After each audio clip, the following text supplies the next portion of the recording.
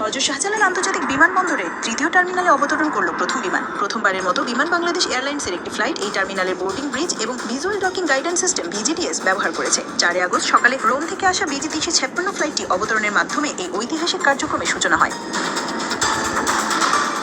যাত্রীরা নেমে যাওয়ার পর সকাল 10:30 থেকে দুপুর 1টা পর্যন্ত পরীক্ষামূলকভাবে ভিজিডিএস, বোর্ডিং ব্রিজ, বাহ্যিক বিদ্যুৎ সংযোগ, শীতাতপ নিয়ন্ত্রণ ব্যবস্থা এবং পানি সরবরাহ ব্যবস্থার কার্যকারিতা পরীক্ষা করা হয়। শাহজালাল আন্তর্জাতিক বিমানবন্দরের নির্বাহী পরিচালক এবং বেসামরিক বিমান চলাচল কর্তৃপক্ষের ঊর্ধ্বতন কর্মকর্তারা এই পরীক্ষামূলক কার্যক্রমটি পর্যবেক্ষণ করেন। বিমান কর্তৃপক্ষ জানিয়েছে, তৃতীয় টার্মিনালের এই পরীক্ষামূলক কার্যক্রম দেশের অভ্যন্তরীণ ও আন্তর্জাতিক যাত্রী সেবায় একটি নতুন দিগন্ত উন্মোচন করবে।